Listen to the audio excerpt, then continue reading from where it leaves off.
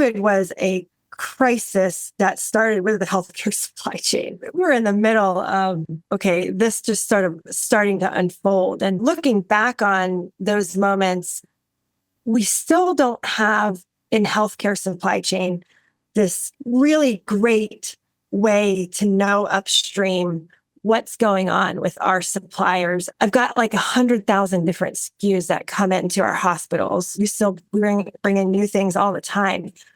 But I don't have great visibility other than, the relationship and the sales team from those suppliers about what disruptions are they experiencing.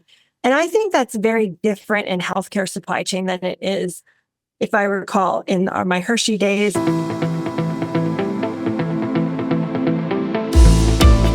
Welcome, everyone, to this episode of Smarter Sourcing. My name is John Pavia, and today we are lucky to have with us Marisa Farabaugh, the Senior VP and Chief Supply Chain Officer of AdventHealth.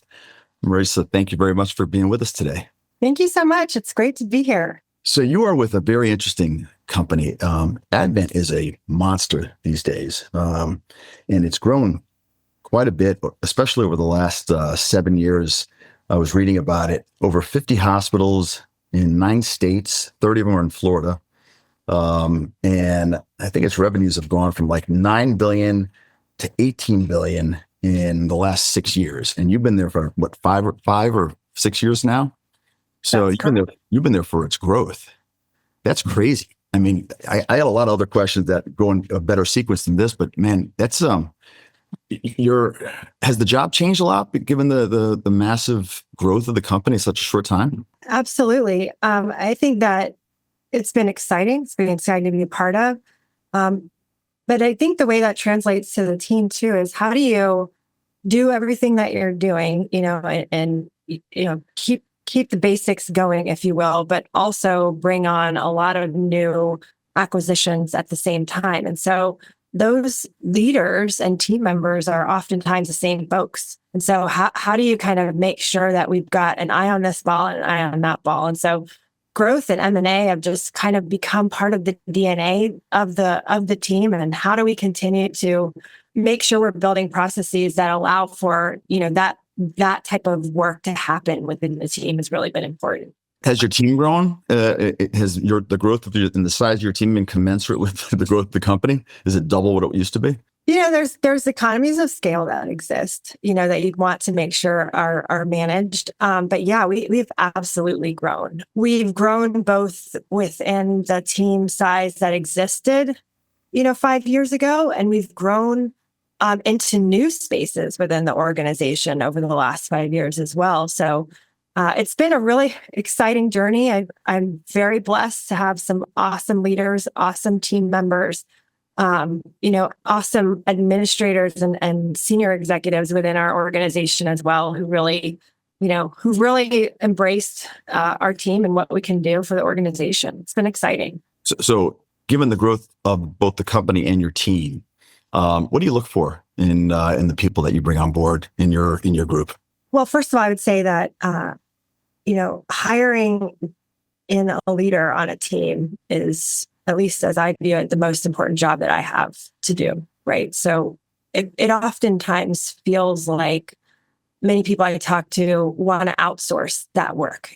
Somebody else do it, have a headhunter do it, bring me some candidates. And for me, I think about that role as the priority of what it is that I've got going on and all the fires that I'm working on at any given time. So when there's a critical leader position on my team that's open, that's, something that I embrace and I'm willing to put the time into it that needs to be there. And so I think the things that I look for in the leaders are probably more related to their personality, the cultural fit of a leader, their style, and their ability to learn and grow and have potential to, where can they take the team, And so I'm not always looking for leaders that have the technical background that might be in that certain space, but have the potential to take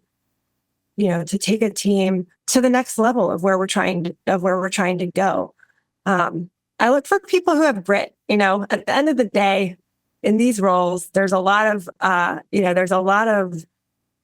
roadblocks, if you will.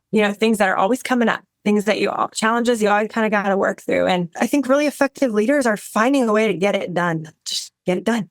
So I love that answer. So when you were coming out of, first University of Florida and then Penn State, would you have made the cut if you were interviewing you? Oh, wow. That's a great question.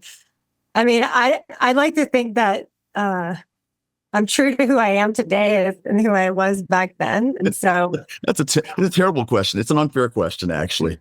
But, it's,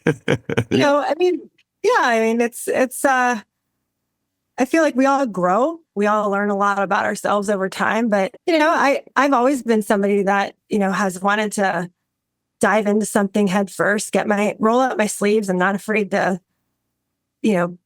make sure I understand the process firsthand, and not rely on everybody else kind of translating that to me. And so I don't know. It's been a great road. I've been very fortunate. I don't know if it's weird. Other people do it. Sometimes I'm driving in the car and I'll actually think of how I've answered interview questions in the past, the good ones and the bad ones. And the one, and I don't know why I remember the ones I fumbled much more than I remember the ones that I hit out in the park. So, but am I allowed to ask you a question too now? Well, yeah. No, I'm doing the interviewing on this one. All right.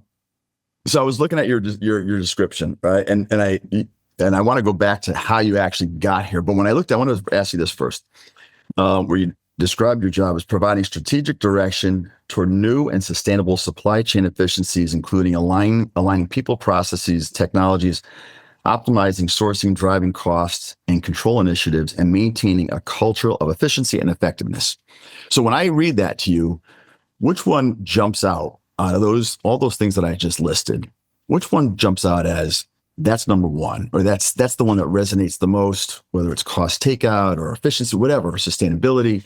Which is the one that right now, maybe not every day, but what's the one is there one that jumps out at you right now, or one or two? Well, the first thing that jumps out at me is who wrote that sentence, because that is quite much. I thought it was somewhere in one of your descriptions. I think it's in your bio for the company. Right.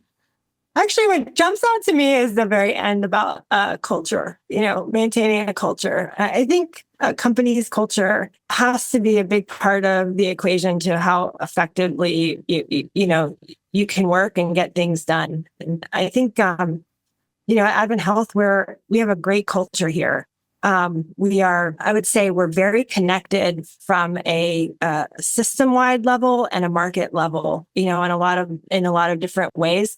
And really striving to make sure that our decisions that we're making make sense at the holistic level, but also make sense, for the individual. And for me, I think culture is a big part of it. How important? I mean, and even when we were talking before we started recording, we touched on how AdventHealth is it's a faith-based hospital network. How much does the faith part come into the culture of where you work? Yeah, I think it is present every single day. We definitely, we open with many of our meetings with a word of prayer or devotion or reflection. And I think we give gratitude, to one another. We give gratitude, to what we've got.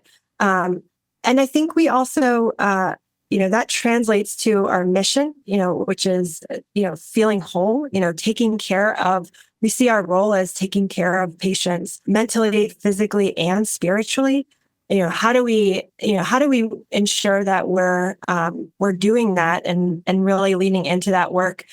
We've got, I think we have continued to evolve as an organization about how well we can lean into that work on the spiritual leg as well. And so I think it's a wonderful culture to be a part of. And I think we recognize that our faith-based aspects to it adds a lot to the culture that we've got here as well. Yeah, I was looking at your background, and so prior to coming to Advent, you were at Wake Forest, I believe, AdventHealth in North Carolina. And I was just wondering, how much do you think that prepared you well? Because you moved into that position were you at Hershey before that? I was at Hershey to start my career. And then went to Shands or UF Health now, is how I got into healthcare before going to Wake. And so, and Wake is also, was it also faith-based? I would say Wake was probably a little bit more looser faith-based. There was Baptist Medical Center, but it was probably a little bit of a different culture there too. Well, let me go back to then Hershey. Hershey's one of those companies. I always think to myself, I can never work at a Ben and Jerry's or an ice cream store because I end up, weighing 1,000 pounds. But Hershey is one of those companies that, is there just chocolate flowing all over the place? Yeah. At least back then, it was like, 20 years ago almost. But yeah, absolutely. We had, actually, I think at least one person, maybe two people's job in the company was to fill the chocolate bowls up with different types of stuff every day. So in every conference room, in every coffee station, there's candies I never heard of, chocolates I never heard of.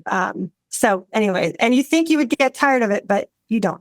So that was your first, that was your first jump. But were you in sourcing and procurement or supply chain back then at Hershey? No, my undergrad is industrial engineer. And so I started as an IE for Hershey. And so tell me about the transition from what you were doing at Hershey to moving over to supply chain. Did you make that move at Hershey or when you went to your next position? Two positions later, actually, that I made it into supply chain. At Hershey, it was an awesome organization to sort of get started in a career. Very amazing leaders there. Very philanthropic organization as well. I've been up in Hershey, Pennsylvania. I learned a lot about, how ops works and how HR works and how IT works and, how it all kind of comes together as an organization. So in college, you just don't know these things. So, come together in view then. And I had an opportunity to be a part of our industrial engineering team where we did look for efficiencies on the manufacturing lines. We also supported the organization more from a financial engineering standpoint, where if our marketing team wanted to make an investment in a new type of flavor or a new type of product, we were on the back end or behind the scenes figuring out where would that be made at, how much would it cost per bar, how much would we sell it for, what would the contribution margin be, and then ensure that the right capital was being procured, et cetera. And so learned a lot melding in that space. I also had an opportunity to cross-train one of the plants as a line supervisor. So I was Kit Kat and some of the chocolate-covered coffee beans back up in the day in Wilkes-Barre, Scranton, Pennsylvania. And it was in the Poconos and good times up there. I think that I really enjoyed learning all of those, all of that aspect. I feel like what I learned in Hershey about how product is made, how raw materials are procured, that early link in the chain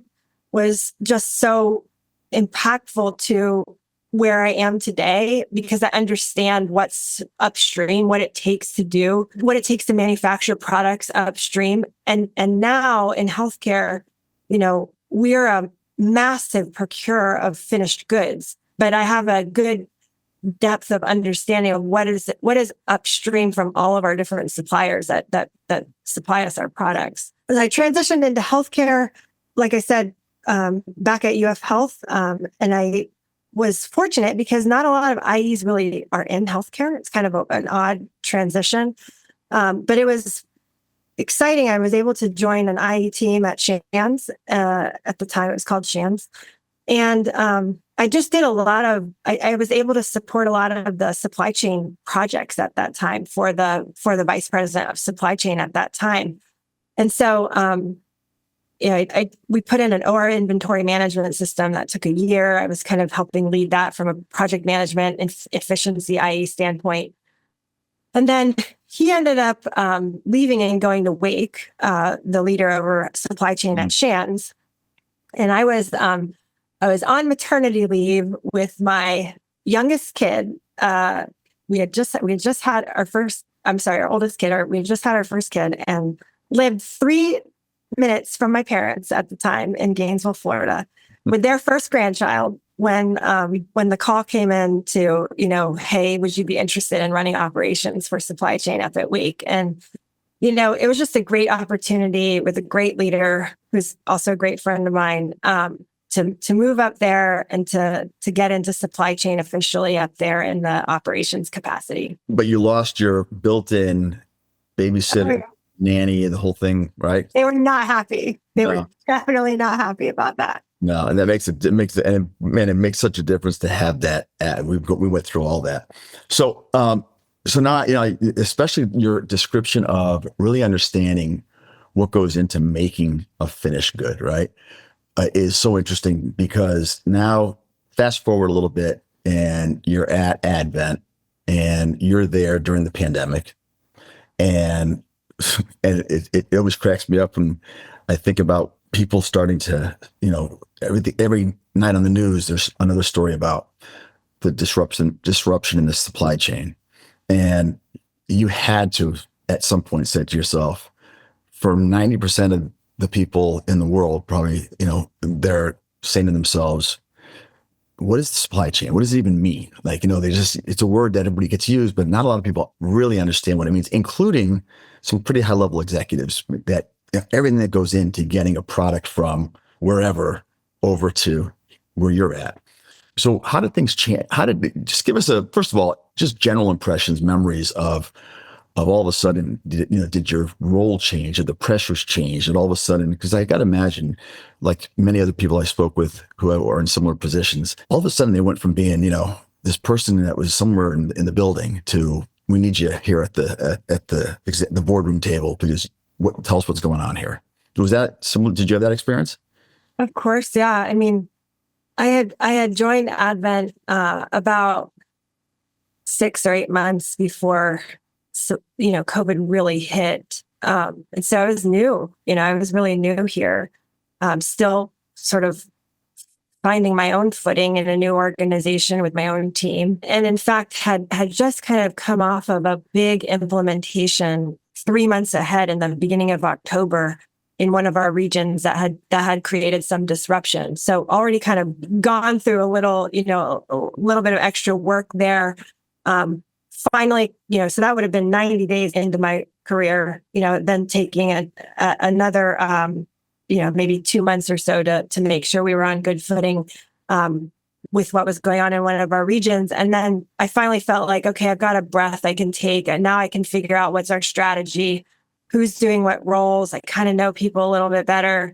And then, I remember getting called by one of my great colleagues in the industry who's on the supplier side, and him saying, Marisa, there's some stuff going on in China right now.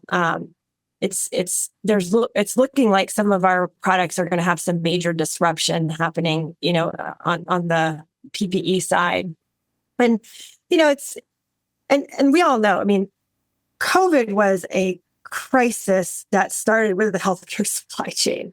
So it was we're in the middle of, okay, this just sort of starting to unfold. And I think that, looking back on those moments, we still don't have in healthcare supply chain this, really great way to know upstream what's going on with our suppliers upstream. Like I mentioned, I'm a huge consumer of finished goods. I've got like 100,000 different SKUs that come into our hospitals, and growing. We still bring in new things all the time, but I don't have great visibility other than the relationship and the sales team, from those suppliers about what disruptions are they experiencing. And I think that's very different in healthcare supply chain than it is, if I recall, in my Hershey days, and as I've talked with people in other industries such as grocery, et cetera, they have much more visibility into what's happening with their suppliers upstream. And so I think that's a place that, coming out of COVID, there is increased, at least at our world, focus on resiliency, on upstream visibility. I know we'll talk a little bit about technology here. But we, just before we, sort of leave this COVID thought, that was, first of all, I'm so proud of our team. I'm not proud of our organization, because it was bigger than our team, even though supply chain took a spotlight in that moment. We had support and help from all areas of our organization. In the end, though, we ended up commandeering it's called Kia Center now, but it's basically where the Magic play, so our sports center and performing arts center, and running about 4,000 pallets through there in 40 days.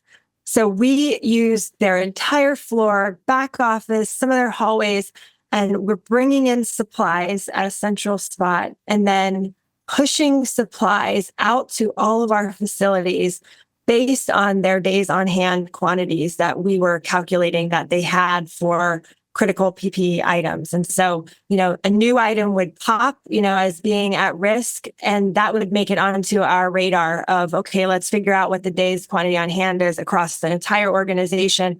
And let's proactively then push that supply out as well. And so it turned our systems and our operations and our sourcing completely upside down overnight. We re-engineered the way that we were doing work, and then allowed for us to migrate back to more sustainable solutions, picking up what were the best practices that we sort of had along the way. And coming out of COVID, we do now have a consolidated service center that's in our region right now, where we are housing and supplying and distributing through the entire state of Florida, the 30 hospitals you mentioned in Florida. And we have control over that inventory. We're able to ensure we've got the right inventory par levels, the right items that we've got there. And as a measure to how we're managing, this work and improving our resiliency over time. And so it's been phenomenal. I have some great experiences about flying down to Miami to try to find 3 N95 masks that were supposedly in a warehouse that were never there. But it really just speaks to we feel, in healthcare, that the role that we play is to ensure our patients and our caregivers have what they need when they need it. And that's something that we take incredibly seriously. And I think the team did a phenomenal job. So, you're in I think, a unique position in that someone in a similar position, but at another company, a product or a part or a raw material doesn't get there on time, and there's a delay in that thing being delivered. Could be to a grocery store, whatever. But in your case, it could be something that you need to save lives. So there's that added pressure. A, do you feel that pressure? And B, what are those things that keep you up at night now that you do a lot more contingency planning for, so that there's always redundancy, because it's that one or two or three things that you just can't be caught blindsided by.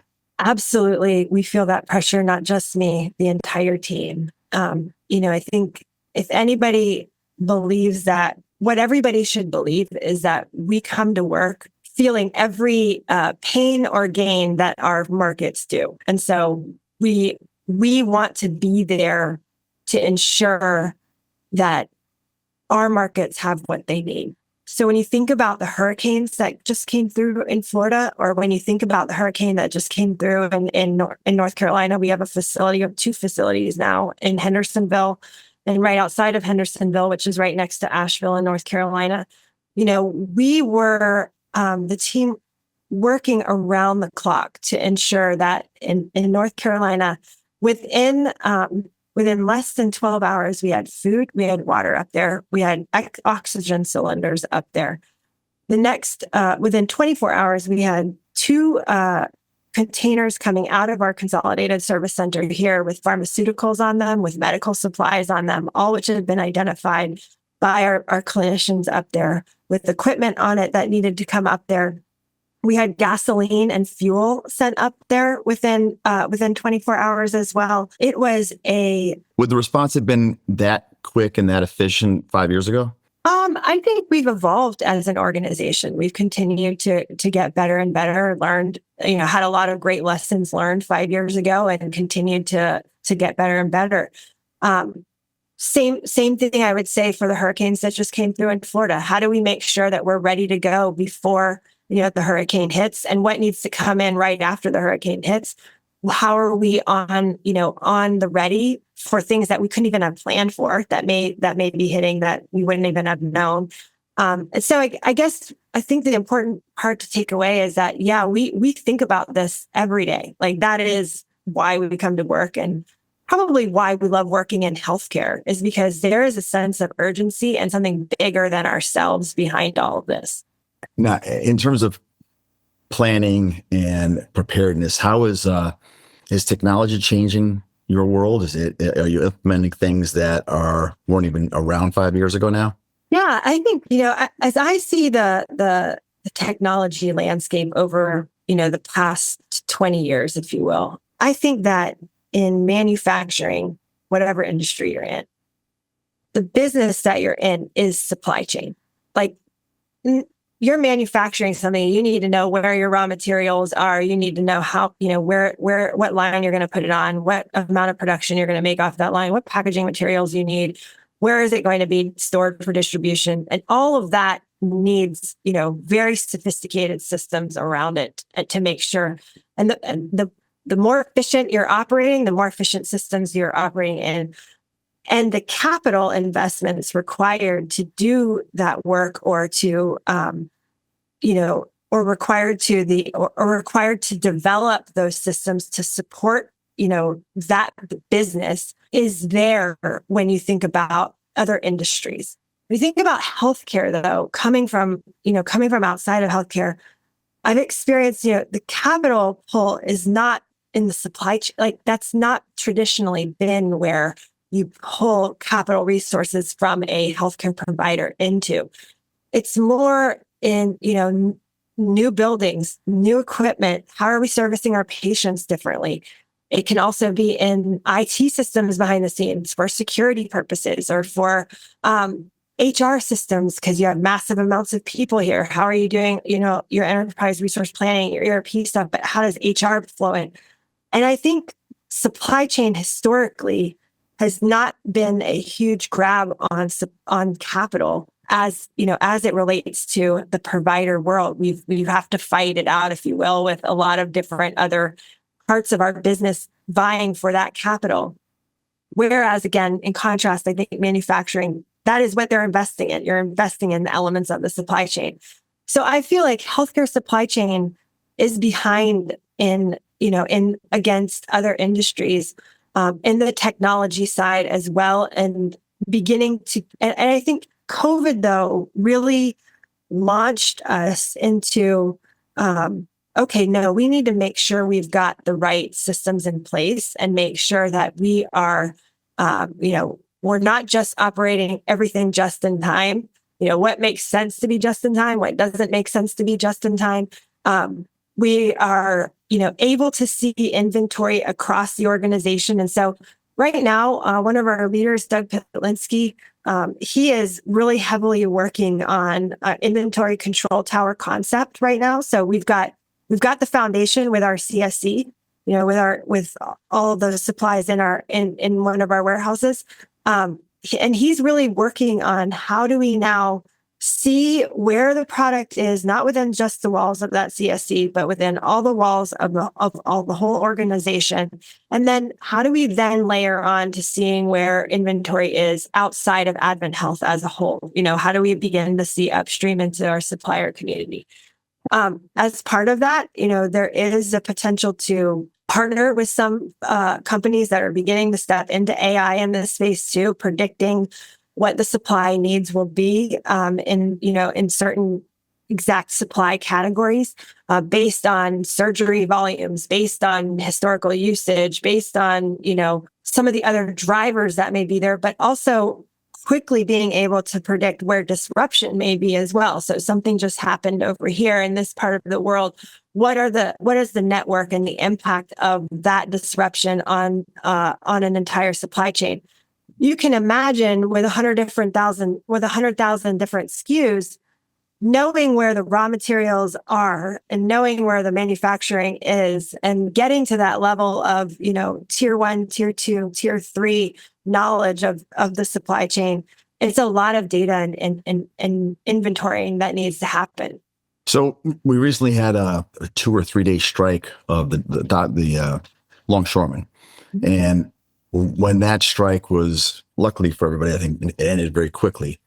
But curious whether any new processes or improved processes that sort of were born out of the pandemic were put into motion as you're watching the news and you're hearing that, docks are going to be shut down, especially along the East Coast? What were the internal meetings like during that couple of weeks or days leading up to that? And did you all of a sudden find yourself saying, wow, this is stuff that we've now planned for because we've gone through this once before, and this time we actually have contingency plans in place to deal with it? That's a great question. I do think that COVID has had an impact on some of these situations, both from the standpoint of our suppliers and distributors are proactively seeing where some things may happen and either shifting manufacturing to a different location, or in the case of the strike, already starting to bring in through the ports on the West Coast. So they had been planning for something like that. They had already been shifting some of the materials to come in through different access points. So that's one layer. The second layer is then I'm getting more proactive communication from suppliers and distributors. Letters being written, emails being written. Hey, this is happening. This is the stuff. This is the actions that we're taking. So it feels a little bit more like communication channels are open and improved. But I don't think that is I think that this is a good step forward, but I don't think we're at the end game of where we need to be in terms of getting that visibility, tight and communicated in a tight way. I think we're still a little bit looser in the industry from that standpoint. And then finally, I would just say, that situation, you can do a lot of planning in COVID the same way, but the duration of how long something lasts is ultimately going to have an impact on how, what type of measures you need to take. So I know ESG and sustainability is a big priority at Advent, from what I read. And with you, and you were just honored by Watershed for advancements you've made at Advent to promote sustainability. Tell us about that. Our sustainability journey has been so exciting. About 3 years ago, my colleague, Rob Roy, who is our chief investment officer, and I were tapped by our CEO and CFO to co-lead our sustainability work across the organization. So not in investment world, not in supply chain world, take off these hats and help us put a comprehensive plan around our environmental sustainability footprint, what we need to do. And I have been humbled and learned a ton over the last 3 years. That is an entire space and network and nomenclature in and of it to itself, which took me a while to be able to even speak into. We've been fortunate to have some great colleagues working with us, helping us stand up that work. But we signed, I guess a couple key points. We signed the HHS pledge, which Health and Human Services pledge, a few years ago, which commits us to a 50% reduction in scope 1 and 2 by 2030, and then getting to net zero by 2050.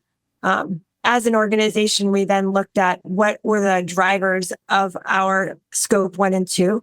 What's our electricity usage? What's our natural gas usage? What's our fuel consumption? And really put our carbon footprint together a few years ago. We've been updating it annually ever since then, which is great work for the organization. But once we had that data mapped out, we could figure out, okay, what are going to be the biggest contributors to go after to get into a 50% reduction, and quickly saw that electricity is about 2/3 of our carbon footprint in scope 1 and 2. And so Rob and I and the team moved forward with the support of our CFO and our CEO to assign 2 virtual purchase power agreements out of Texas, one wind farm and one solar farm, where basically the electricity that's produced from a green electricity that's produced there is ours. We quickly sell it back onto the grid, but it is those renewable energy certificates that are produced are AdventHealth's to be retired. And so with those 2 VPPAs in place, there are massive amount of acres out there. We've actually toured the wind farm. It's up and running. The solar farm is underway right now, and we should be kicking off at the end of next year. But with both of those agreements in place, we will be at 100% renewable electricity by 2026, which is very impressive for for a provider, a healthcare provider organization to be leaning into. We're fortunate to work with some great partners such as Watershed. Watershed is an inventory a system that helps us manage our carbon footprint, and in particular the supply chain element of it as well. So supply chain in scope 3 accounts for about a third of our footprint. So about 35% of our footprint is in the supply chain. And so we're really leaning in now into how do we, there's some suppliers out there that are doing a lot of great work in this space and abating their own carbon footprint. And so when we acquire those supplies, it's at a less carbon footprint level than other supplies. And so we're trying to really make sure we're giving credit to those suppliers doing the work and accounting for that in a different way, for our own carbon footprint. Watershed helps us do all this hybrid accounting that we're doing right now. And ultimately, we see ourselves moving into asking more sustainability related questions in our RFPs in the future, and really trying to drive our supplier community to recognizing this as a major initiative for AdventHealth, and we're serious about the work that we have ahead of us. Well, congratulations on the award and being recognized by them. And hey, this has been fascinating. Whatever it's been, 40 minutes, and I really look forward to keeping up with AdventHealth. And I know from what I've read, I don't think there's any sign of it stopping. So you're gonna remain busy, I would imagine, with new acquisitions and hospitals and systems to integrate. So thanks so much for joining us. I really appreciate the time. John, thanks so much for having me. It's been fun, and hope we stay in touch. We will. And for all our viewers and listeners, thanks for joining us. Again, this has been John Pobby with Smarter Sourcing, and we'll see you on the next episode. Thanks.